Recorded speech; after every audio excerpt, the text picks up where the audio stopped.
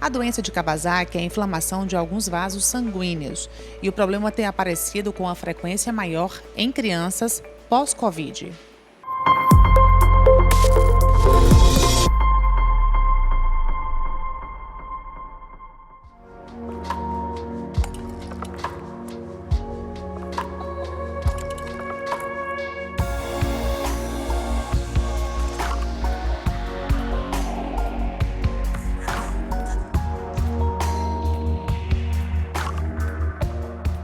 Doutora Gabriela Wirtzbick, comigo mais uma vez aqui no programa Check-up.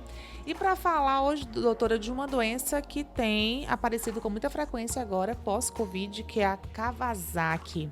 Vamos esclarecer suas dúvidas, saber o que é isso, que doença é essa, quais as causas, sintomas com a doutora Gabriela. Tudo bem, doutora? Oi, Natália, tudo bem? Prazer estar aqui com vocês. Então, vamos falar um pouquinho sobre o Kawasaki, essa doença séria que pode trazer realmente muitas sequelas no paciente pediátrico e que aqui no Brasil não era tão comum, é uma doença que é muito comum no Japão, né, nos países orientais, mas que a gente observou um crescimento muito grande depois do Covid. Então, a gente começou a correlacionar o crescimento do aparecimento da doença Kawasaki com o Covid e viu-se realmente uma relação estreita entre eles, né? Então, hoje a gente sabe que o Covid, né, quando a criança tem um Covid, esse Covid ele pode posteriormente induzir a doença de Kawasaki.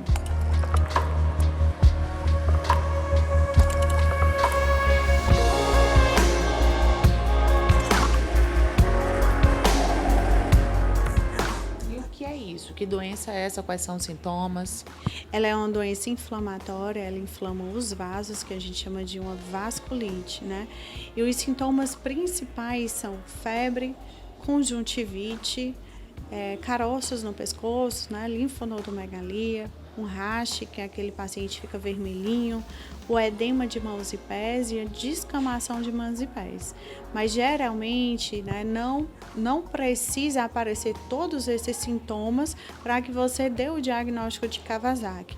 O sintoma principal que a gente tem de alerta é aquele paciente que conhecidamente teve Covid e depois do Covid ficou com febre prolongada. Então, febre acima de 5 dias, sem uma causa aparente, né?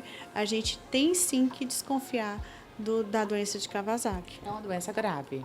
É uma doença grave, ela tem tratamento, mas esse tratamento ele só é até 10 dias de doença. Então, a gente tem que ter um reconhecimento rápido, né? Um reconhecimento precoce dessa doença para que a gente possa fazer o tratamento adequado e evitar as consequências e sequelas dessa doença. E como é esse diagnóstico, doutora? O diagnóstico é feito pela clínica do paciente e dependendo da clínica, né, se ele não fechar todos os critérios que eu falei, né, a gente tem exames laboratoriais que podem fechar o diagnóstico. E o tratamento? O tratamento, como eu disse, ele é feito até 10 dias da doença, né? A gente pode fazer imunoglobulina, corticoides, anti-inflamatórios, né? Porque a principal consequência, né? A principal sequela que essa doença pode deixar são aneurismas e principalmente aneurismas de coronária.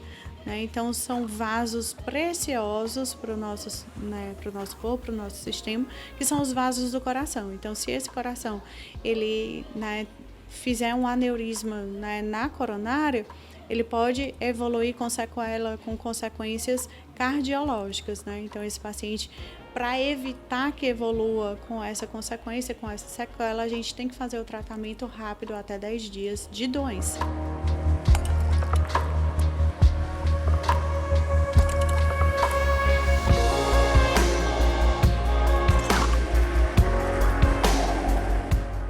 Idade mais frequente?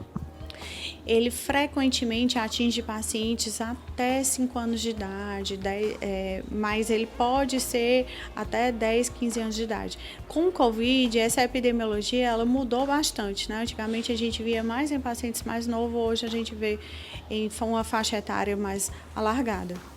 E se não for tratado, né, de forma correta, Se não for pode gerar tratado- várias sequelas. Isso, se não for tratado de forma correta, ele pode gerar várias sequelas, porque ele é uma vasculite, é uma inflamação no vaso. Então, nosso corpo, ele tem vasos em todos os cantos, né? Então, pode ter danos vasculares em órgãos preciosos, né? Cérebro, coração, que podem levar a sequelas catastróficas. Muito bem, fico alerta então para os pais. Se aparecerem esses sintomas e obrigatoriamente a criança tem que ter tido Covid ou não, doutora? Não obrigatoriamente, né? A gente viu essa correlação com o Covid agora, né? Mas essa doença é uma doença que já tem muitos anos que foi relatada, mesmo sem o Covid, né? Então não tem relação com o Covid, não tem obrigatoriedade com o Covid. E a parte genética?